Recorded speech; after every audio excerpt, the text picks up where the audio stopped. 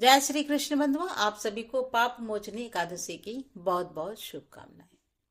भगवान श्री हरि विष्णु और माता लक्ष्मी की कृपा सदैव आप सभी पर बनी रहे। पाप मोचनी एकादशी जो कि चैत मास के कृष्ण पक्ष में आती है, इस एकादशी का व्रत धारण करने से पापों से मुक्ति मिल जाती है, दुखों से मुक्ति मिल जाती है, कष्टों से छुटकारा मिल जाता है। भगवान श्री हरि विष्णु की असीम अनुकंपा प्राप्त होती है और जो भी मनुष्य इस व्रत को धारण करते हैं हर प्रकार की कामना पूर्ण हो जाती है और मरणोपरांत भगवान श्री हरि विष्णु की असीम कृपा से बैकुंठ लोक की प्राप्ति होती है, मोक्ष की प्राप्ति होती है। पाप मोचनी एकादशी व्रत की कथा। फाल्गुन मास के शुक्ल पक्ष के एकादशी का महत्व जानने के बाद अर्जुन ने भगवान श्री कृष्ण से कहा, हे मधुसूदन, आपने फाल्गुन मास के शुक्ल पक्ष की एकादशी अर्थात अमल की एकादशी के बारे में विस्तार पूर्वक मुझे बतलाया है। अब चैत मास के कृष्ण पक्ष की एकादशी का क्या नाम है तथा उसकी विधि क्या है, कृपा करके आप मेरी बढ़ती हुई जिज्ञासा को शांत कीजिए। भगवान श्री कृष्ण ने कहा, हे अर्जुन, चैत मास के कृष्ण पक्ष की एकादशी को पाप मोचनी एकादशी के नाम से जाना जाता है। एक बार की बात है, पृथ्वीपति राजा माधंता ने लोमस ऋषि से यही प्रश्न किया था जो तुमने मुझसे किया है। अतः जो कुछ भी ऋषि लोमश ने राजा माधंता को बताया वही मैं तुमसे कह रहा हूँ। तुम ध्यान पूर्वक सुनो। राजा माधंता ने धर्म के गौतम रहस्यों के ज्ञाता महर्षि लोमस से पूछा कि हे ऋषि श्रेष्ठ, मनुष्य के पापों का मोचन किस प्रकार संभव है? कृपा कर कोई ऐसा सरल उपाय बताएं जिससे कि सभी को सहज ही पापों से छुटकारा मिल जाए। तब महर्षि लोमस ने कहा, हे निरपति, चैत मास के कृष्ण पक्ष की एकादशी का नाम पाप मोचनी एकादशी है। उसके व्रत के प्रभाव से मनुष्यों के अनेक प्रकार के पाप नष्ट हो जाते हैं। मैं तुम्हें इस व्रत की कथा सुनाता हूँ, तुम ध्यान पूर्वक श्रवण करो। प्राचीन समय की बात है कि चैत्र रथ नामक एक वन था। उसमें अप्सराएं किन्नरों के साथ विहार किया करती थी। वहाँ सदैव वसंत का मौसम रहा करता था, अर्थात उस जगह सदा नाना प्रकार के पुष्प खिले रहते थे। कभी गंधर्व कन्याएं विहार करती थी तो कभी देवेंद्र अन्य देवताओं के साथ क्रीड़ा किया करते थे। उसी वन में मेधावी नाम के एक ऋषि की तपस्या में लीन रहते थे। मेधावी ऋषि भगवान शिव के भक्त थे। एक दिन मंजू घोषा नामक एक अप्सरा ने उसको मोहित कर उनकी निकटता का लाभ उठाने की चेष्टा की और इसके लिए वह कुछ दूरी पर बैठकर बीना बजाकर मधुर स्वर में गाने लगी। उसी समय शिव भक्त महर्षि मेधावी को कामदेव भी जीतने का प्रयास करने लगे। कामदेव ने उस सुंदर अप्सरा के भू अर्थात भुहों का धनुष्य बनाकर कटाक्ष को उनकी प्रत्यंचा बना गई और अब उनके नेत्रों को मंजू घोषा अप्सरा का सेनापति बनाया। इस तरह कामदेव अपनी शत्रु भक्त को जीतने को तैयार हुआ। उस समय महर्षि मेधावी भी युवावस्था में थे और काफी रिष्ट पुष्ट थे। उन्होंने यज्ञोपवीत तथा दंड धारण कर रखा था और वे दूसरे कामदेव के समान प्रतीत हो रहे थे।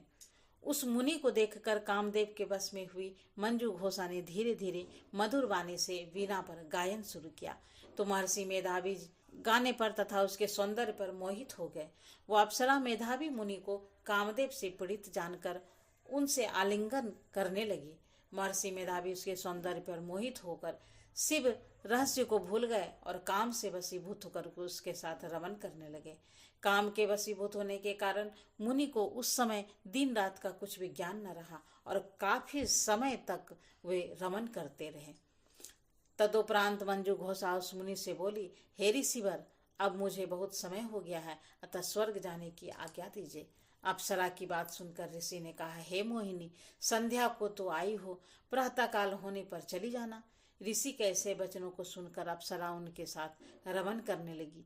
इस प्रकार दोनों ने साथ साथ बहुत समय बिताया।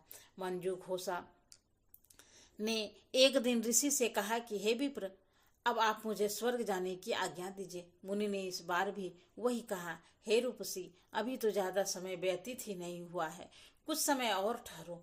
मुनि की बात सुनकर अप्सरा ने कहा, हे ऋषिवर, आपकी रात तो बहुत लंबी है, आप स्वयं ही सोचिए कि मुझे आपके पास आए कितना समय हो गया। अब और ज्यादा समय तक ठहरना क्या उचित है? अप्सरा की बात सुनकर मुनि को समय का बोध हुआ। वह गंभीरता पूर्वक विचार करने लगी। जब उसने समय का ज्ञान हुआ तो उसके रमन करते 57 वर्ष बीत चुके थे।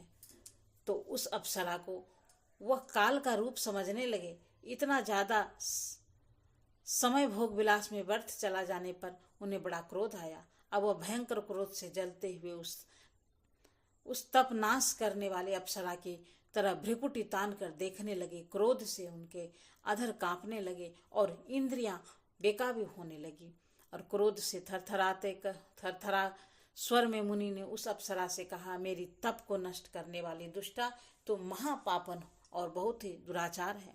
तुम पर धिक्कार है। अब तुम मेरे श्राप से पिचासनी बन जा। मुनि के क्रोध युक्त श्राप से वह अप्सरा पिचास बन गई। यह देख वह व्यथित होकर बोली, हे ऋषिवर, अब मुझ पर क्रोध त्याग करके प्रसन्न होइए और कृपा करके बताइए कि श्राप का निवारण किस प्रकार होगा। विद्वानों ने कहा है कि साधुओं की संगत अच्छा फल देने वाला होता है और आपके साथ तो मेरे बहुत वर्ष बीते हुए हैं। अतः अब आप मुझ पर प्रसन्न हो जाइए, अन्यथा लोग कहेंगे कि एक पुण्यात्मा के साथ रहने पर भी मंजू घोषा को पिचासनी बनना पड़ा।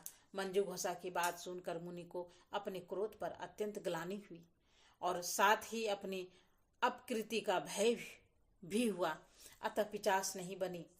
मंजू घोषा ने मुनि से कहा कि तुमने मेरा बड़ा बुरा किया है, किंतु फिर भी मैं तुमसे इस श्राप से मुक्ति का उपाय बतलाता हूँ। चैत मास के कृष्ण पक्ष की जो एकादशी, उसका नाम पाप मोचनी है। उस एकादशी का उपवास करने से तेरी पिचास नहीं, देह से मुक्ति हो जाएगी।